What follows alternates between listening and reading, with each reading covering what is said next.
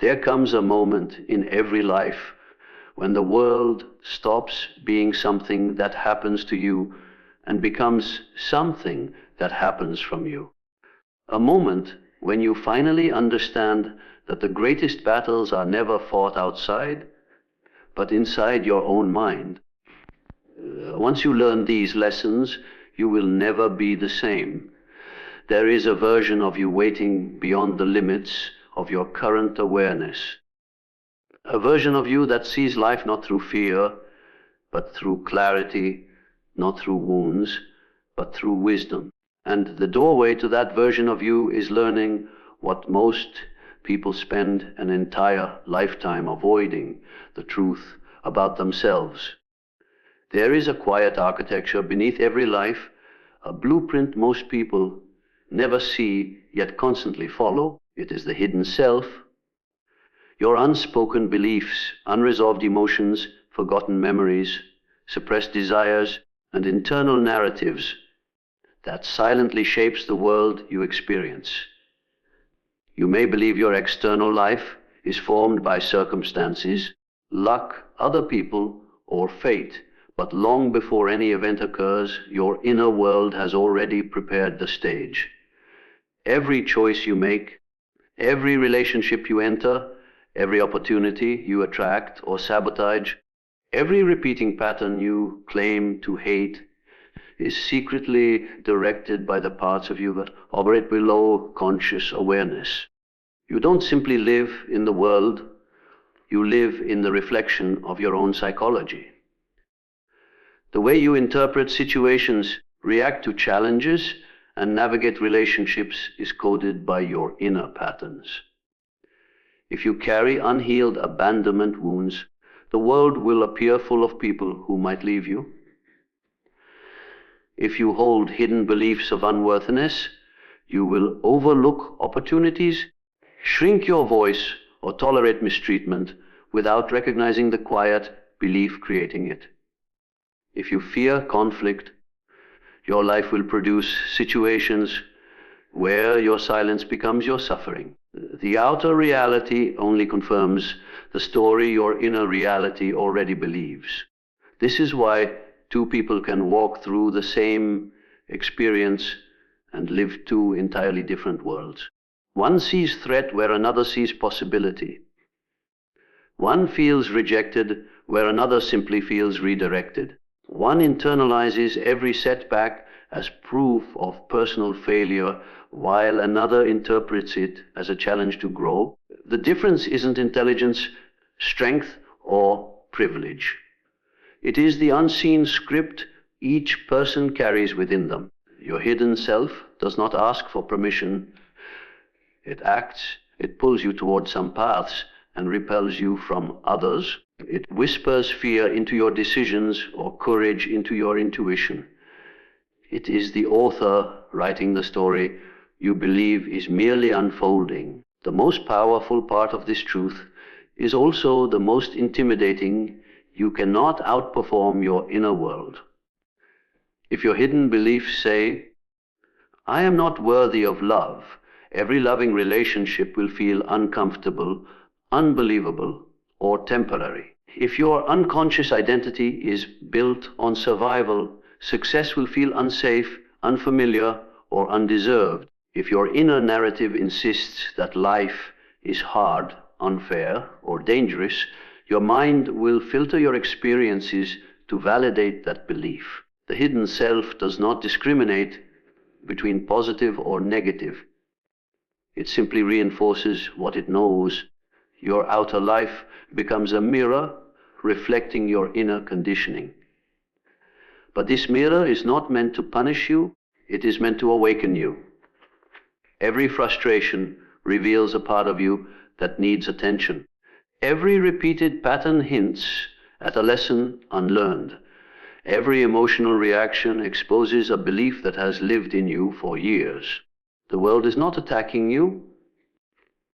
It is showing you parts of yourself you have not yet understood. When you approach life with this awareness, resistance dissolves and curiosity takes its place.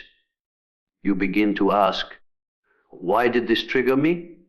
instead of, why is this happening to me? That simple shift marks the beginning of inner transformation. When you realize the hidden self creates the outer life, responsibility becomes your liberation. You are no longer helpless, no longer a victim of circumstance, no longer trapped in cycles without explanation. Instead, you become the observer of your own mind, the investigator of your own patterns, the sculptor of your own future. You begin to examine the beliefs running quietly in the background, the belief that you are not enough, that you must earn love through suffering, that your value is tied to productivity, that your needs are a burden, that your voice is too much or not enough. These beliefs are not truths, they are inherited scripts, emotional fingerprints from childhood, survival mechanisms from earlier versions of you. As you bring these unconscious patterns into awareness, your outer world begins to shift. You make different choices. You recognize red flags you once ignored. You speak boundaries you once feared. You pursue opportunities you once believed were out of reach. You stop abandoning yourself to keep others comfortable. The hidden self, once running your life in the dark, begins to transform under the light of consciousness. And when the inner world changes, the outer world has no choice but to follow. The greatest freedom any human can experience is the understanding that life is not merely something you live.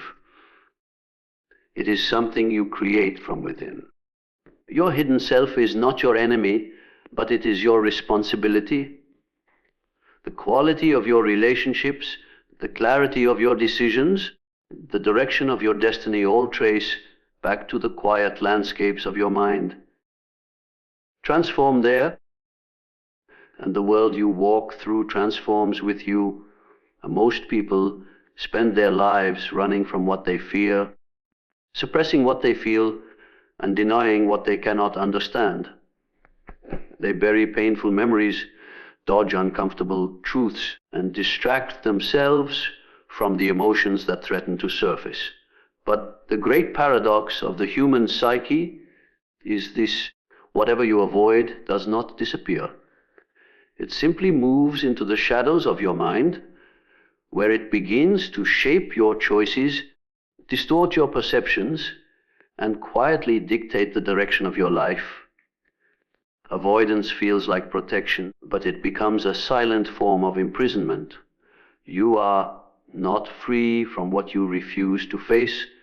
You are governed by it. Avoidance is invisible control. The fear you won't acknowledge becomes the compass that determines every route you take. The wound you won't examine becomes the lens through which you interpret every relationship. The insecurity you never confront becomes the ceiling that keeps you small, careful, and paralyzed. You think you are choosing safety, but you are choosing limitation. You think you are escaping pain, but you are reinforcing it. Avoidance does not guard you. It teaches your nervous system that the world is dangerous and your emotions are too overwhelming to handle. When you avoid something long enough, it begins to define you. You avoid confrontation, and suddenly you lose your voice. You avoid vulnerability, and suddenly intimacy feels impossible. You avoid failure, and suddenly your dreams shrink into regret.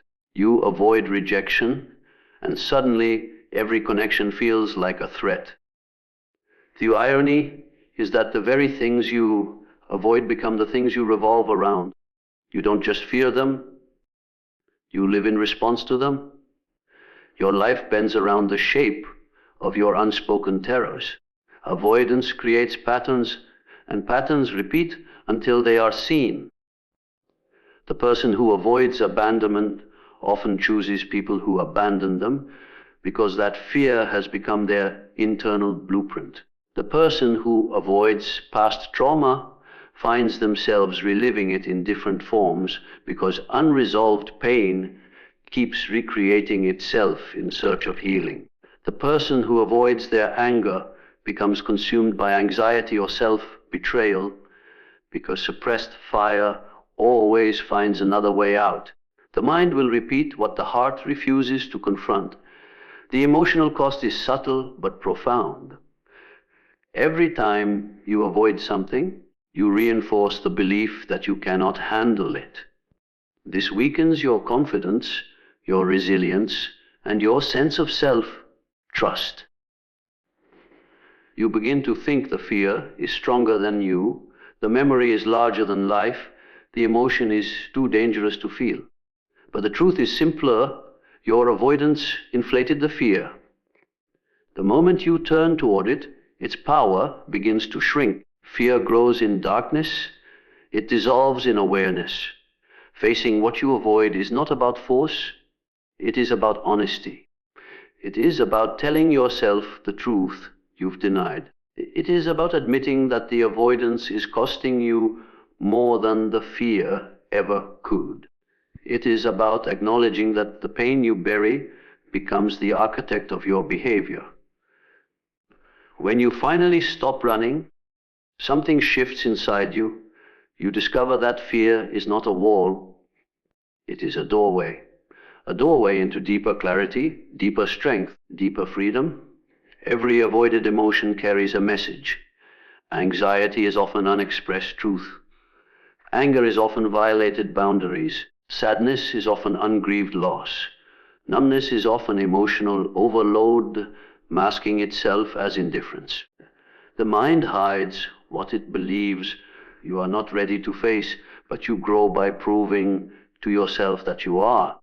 When you feel what you've avoided, you reclaim the parts of you that were frozen by fear. You become more whole, more grounded, more present. Avoidance also affects relationships. When you avoid difficult conversations, resentment grows where honesty could have healed. When you avoid expressing your needs, people treat you according to what you tolerate instead of what you deserve. When you avoid conflict, you strengthen dysfunction. Relationships require truth to thrive, and avoidance is the quiet erosion of connection. What you avoid with others becomes the burden you carry alone. Walking toward what you fear does not mean diving recklessly into pain. It means choosing awareness over denial. It means observing your reactions with curiosity instead of judgment. It means giving the avoided emotion permission to speak. It means integrating the parts of you you've kept in the dark. When you do this, you break the cycle. You stop repeating what you don't understand. You stop sabotaging what you desire. You stop living from wounds you refuse to name. What you avoid controls you, not because it is powerful, but because you give it power through silence. The moment you confront it, the moment you face it, the moment you turn toward it rather than away, the control begins to weaken. Avoidance chains you to an old version of yourself. Awareness frees you to become something new. There is a part of you that you rarely show, rarely admit, and rarely allow yourself to explore. It is the part that hides in silence beneath the layers of identity you learned to perform.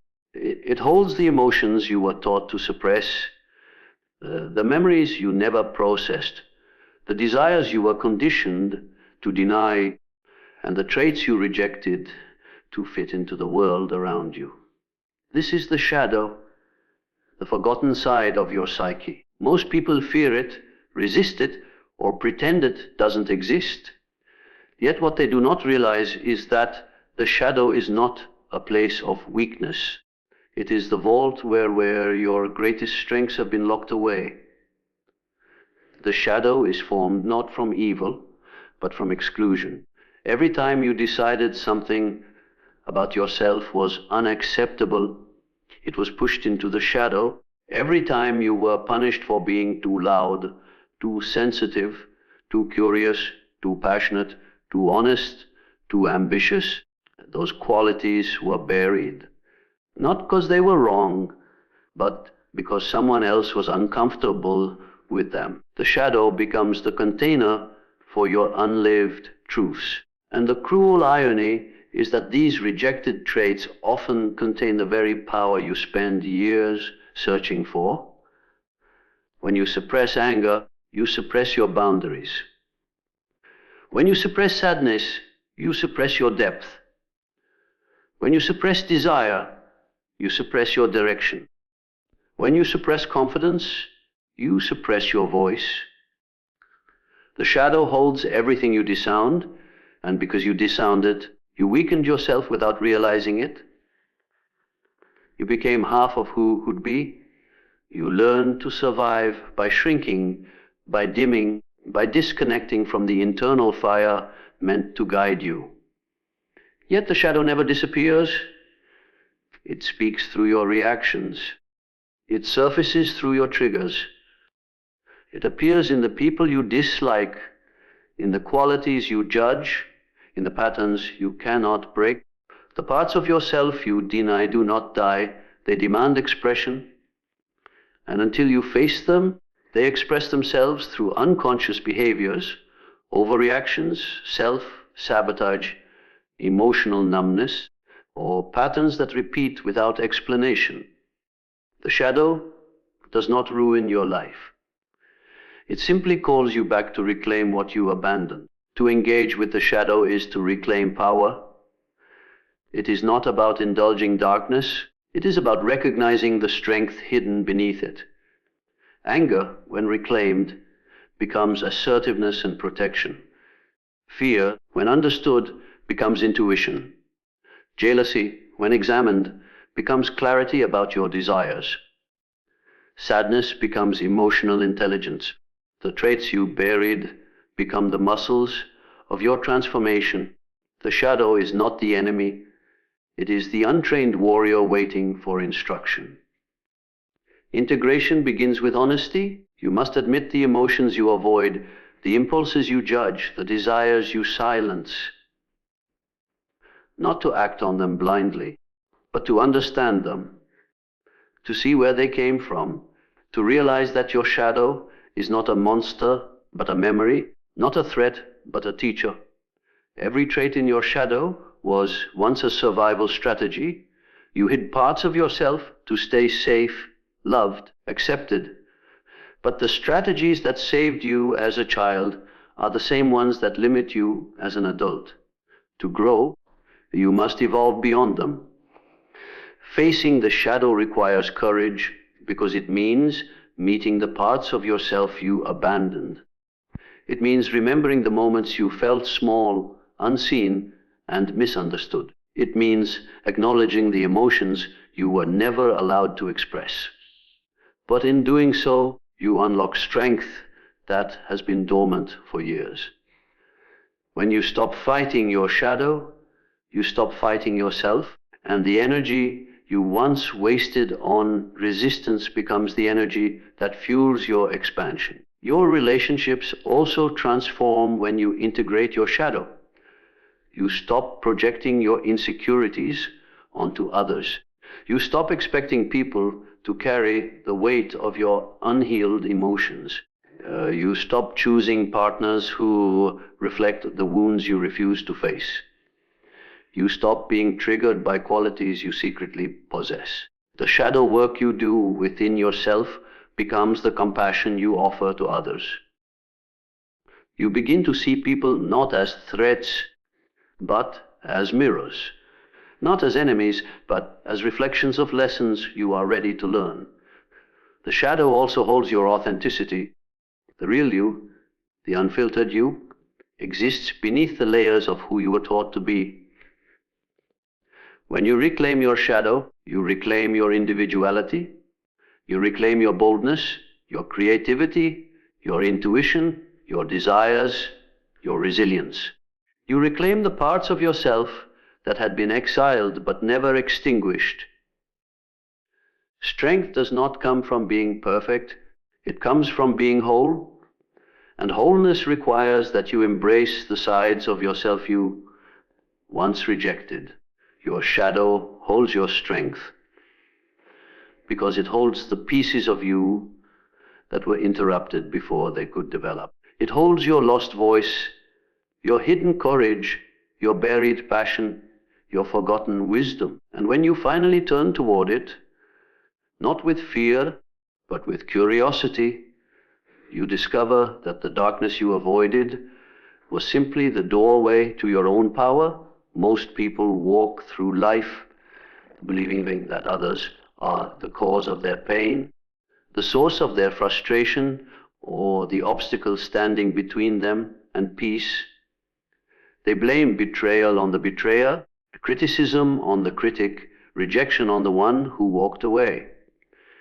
But the deeper truth, the one most never learn, is that people are not enemies, they are mirrors. Every person you meet reflects something about you back to you. Sometimes that reflection is gentle and affirming. Sometimes it is sharp, uncomfortable, and almost unbearable to face, yet the reflection is always meaningful, always instructive, always revealing a part of yourself that you may not have recognized. When someone triggers you, it is not because they created the emotion, it is because they touched a wound and that was already there. A stranger cannot activate insecurity that does not exist. A friend cannot awaken jealousy that you have not felt within yourself. A partner cannot make you fear abandonment unless some part of you still believes you are unworthy of staying. People do not insert these emotions into you. They expose them. They show you where healing is needed, where boundaries must be strengthened, where old beliefs still influence the present moment. This does not mean others are always right, nor does it excuse harmful behavior. Instead, it shifts your focus from external blame to internal awareness. The mirror does not judge, it reveals. And what it reveals gives you insight into the parts of your inner world that you may have overlooked. When someone dismisses you, you see the part of yourself that has accepted dismissal as normal. When someone tries to control you, you meet the part of yourself that learned to stay silent. When someone lies to you, you confront the part of yourself that ignored the signs. People teach you more about yourself than any book, any lecture, or any self-help concept ever could. Every relationship functions as a mirror. The people who inspire you reflect your potential. The people you admire reflect your aspirations. The ones who irritate you reflect your shadow. The ones you love reflect your capacity for connection. The ones you envy reflect the parts of yourself you have not yet developed. The ones you dislike reflect the traits you have not accepted within yourself. The world around you becomes a map of your internal landscape, showing you where you have grown and where you are still trapped in old patterns. Even strangers play a role in this mirror. A rude person on the street might reveal your need for boundaries. A kind gesture from a stranger might reflect your forgotten hope for humanity. A disagreement with someone you barely know might show you how quickly you rush to defend your ego. You think these interactions are random, but they are woven with deeper messages. They are opportunities for self-observation disguised as ordinary moments. Understanding that people are mirrors also transforms how you respond to conflict. Instead of reacting impulsively, you begin to pause and observe. You ask yourself, why is this affecting me so deeply? What is this person showing me about myself?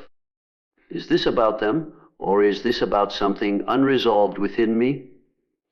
This shift does not instantly eliminate discomfort, but it gives you power over your reactions. You move from the role of victim to the role of self-investigator. You begin to see patterns not as punishments, but as lessons you are finally ready to learn. This perspective also brings compassion. When you realize others are mirrors, you also realize you are a mirror to them. People project their fears, hopes, insecurities, and wounds onto you as easily as you project onto them. Someone's anger might be their fear. Someone's coldness might be their past trauma. Someone's distance might be their defense mechanism. Someone's hostility might be their cry for understanding. When you see this, you stop personalizing every interaction. You learn to witness behaviors without internalizing them. You understand that people act from their own unhealed stories. Seeing people as mirrors teaches you emotional responsibility. It shows you where your triggers come from. It reveals what you have yet to accept. It exposes the beliefs that shape your relationships. It brings light to the parts of yourself you have ignored. You begin to use conflict as clarity, criticism as contrast, admiration as direction. Instead of avoiding difficult people, you learn from them. Instead of resenting them, you uncover the deeper message behind the discomfort. Instead of fighting the reflection, you acknowledge it. People are mirrors because life is always guiding you inward. Every interaction, every relationship, every emotional response is a doorway to self-knowledge. Others may spark the reaction, but the reaction originates within you. And once you understand this, you stop seeing enemies everywhere and start recognizing teachers in disguise. There is a moment in life when change stops being a wish and begins to feel like a necessity. A moment when you realize that your patterns are repeating, your relationships are echoing the same lessons, and your choices are shaped by forces you don't fully understand. This is the moment transformation becomes possible, but only if you are willing to tell yourself the truth. Not the softened truth, not the convenient truth, not the socially acceptable truth, but the raw, unfiltered honesty that exposes your fears, contradictions, desires, and wounds. Transformation does not begin with motivation or discipline. It begins with radical honesty. Radical honesty is uncomfortable because it dismantles the stories you use to protect your identity.